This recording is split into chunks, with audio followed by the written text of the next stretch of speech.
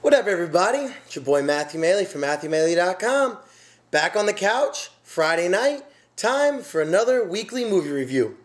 This week, I reviewed a rather unknown movie, came out 2010, starring a couple, really three big name actors, two of them huge name, but it got very little publicity, and I was very curious as to what the reason was, so I decided to check it out.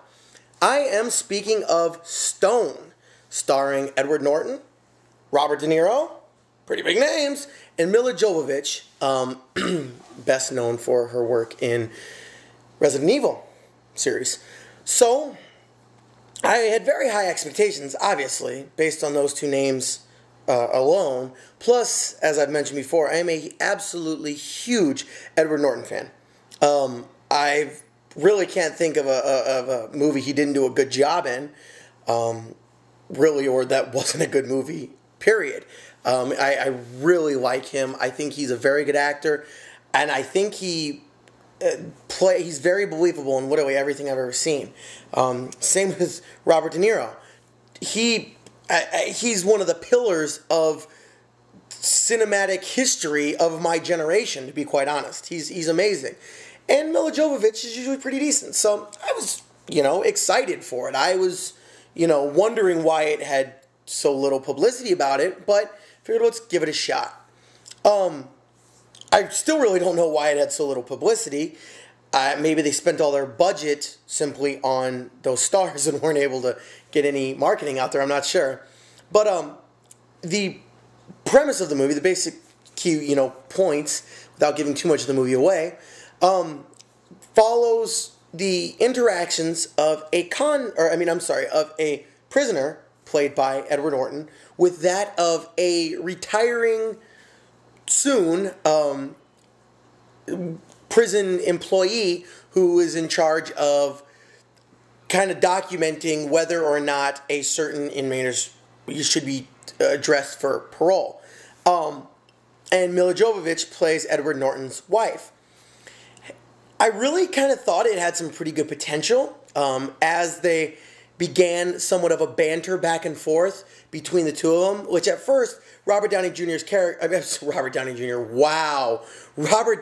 character, sorry about that, Robert De Niro's character really wouldn't even open up at all and really was just looking at Edward Norton's character as just a typical prisoner trying to talk his way, into a parole hearing. That's all it was.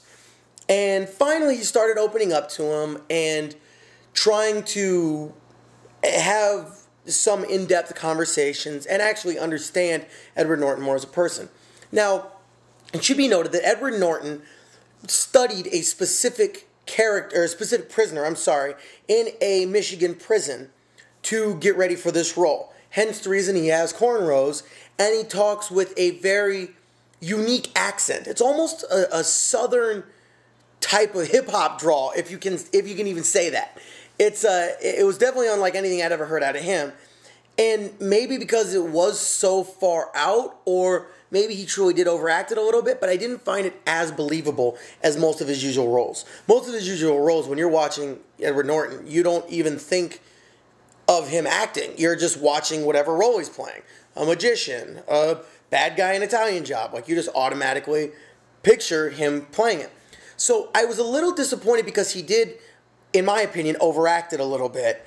Plus, the script kind of went back and forth between trying to show him that he's absolutely nuts, then going to, okay, he is a con artist, to maybe he's 100% genuine and just a genius, and kept flip-flopping all around.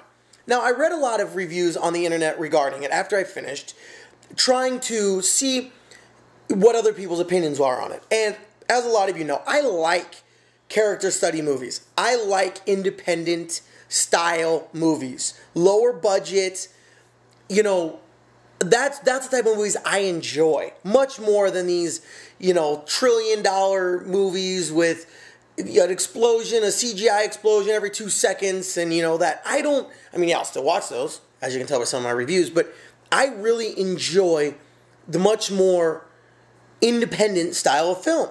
So I can't really say that I didn't get something out of this.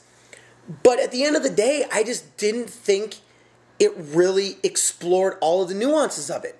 Really, in the most basic sense is what I explained. Of course, there's also added drama when Edward Norton's wife and Robert De Niro begin to converse and develop a friendship-ish, trying to assist Edward Norton's character. So they added a lot to it, and in my opinion, there was no payoff. There was no... I mean, at the end of it, you didn't feel like you got anything out of it. And I'm not saying every movie has to have that, because there are movies where you might be crushed, or you might be, pissed that it ended a certain way, but at least there's some emotion from it. In this, I finished it and I was like, and? Like, there was nothing to it. There wasn't a, oh my God, I can't believe they did that, or, oh, I'm so happy I'm crying, or anything. It was just a, okay. And now, and that's in my opinion.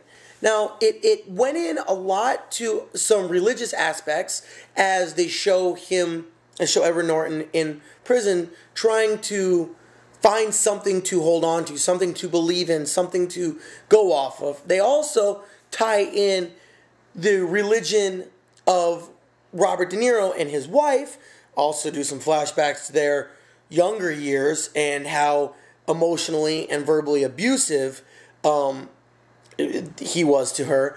And I thought there were some good points to it. I really did. I thought there were some very well filmed scenes. I thought there were some things from a cinematic standpoint that were well done.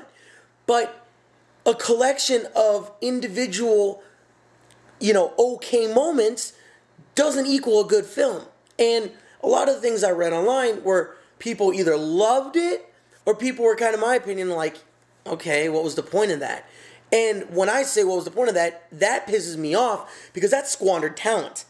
That is amazingly squandered talent. How can you have that good of ability and do nothing with it?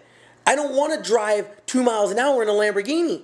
I want to see what it can do, And that's one of the things that I was kind of disappointed with. Overall, I gave the movie 2.5 stars. And that might even be generous in my own opinion. I don't know. I think it could have been a lot better. I think they could have explored some other aspects of it. I think they could have also come back on some aspects. I think that there were certain things that within the religious confines and the religious issues that were discussed that they almost beat you over the head with, where I think they could have pulled back on some of that. And it kind of jumped all over the place, kind of like this review's doing, to be quite honest. But I kind of can't help it when you get a movie like that. So it was just, I don't know, it was just So I can't say I recommend it. This is probably the first movie that I've reviewed that I can't give a pretty good recommendation for, or even say, check it out if it's on TV. I don't even know if it's worth the time. Personally, I got it at Redbox for $1. Sad I didn't return it for 3 days, so I definitely don't think it was worth the $4. But my personal opinion. So I'm curious if anybody out there saw it. Let me know what you guys think. Maybe you think I'm way off base. And if you think so, don't just say, you're dumb, you're way off base. Tell me why, please.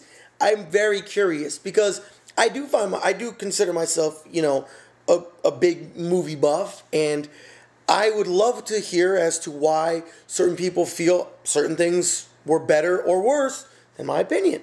Again, I'm not Siskel or Ebert. I'm just me, somebody who likes watching movies. So what does my review count for anyway? But anyway, hope you guys liked it. Check it out. I mean, my review. Hope you guys like the movie too, honestly. But don't expect too much, in my own opinion. But thanks again for checking it out. I hope this shed some light on it. Maybe you guys were thinking, do I want to get stoned? Do I not? Maybe that helped. Maybe you think I'm an absolute crackpot, horrible reviewer, and maybe that's your favorite flick. Maybe that is your Rounders, because that's my favorite flick. So if you think so, let me know. I'm curious, honestly. That's why I do this stuff, to get some interaction with people. So, once again, Matthew Maley, MatthewMaley.com. Friday, as you can tell by my nice little couch here. So, once again, it was time for the weekly movie review with yours truly. And that'll about do it. So, like I said, leave me a comment if you feel otherwise. So, if you're checking me out on YouTube, please subscribe, like, and comment if you have something that you'd like to comment about. On Facebook, Matthew Maley Poker. Twitter, at Matthew Maley. And once again, MatthewMaley.com. And shout out to my shirt here. If anybody out there watches The Wire, show you really should, you'll know about that. Anyway, I'm out. Peace out, y'all.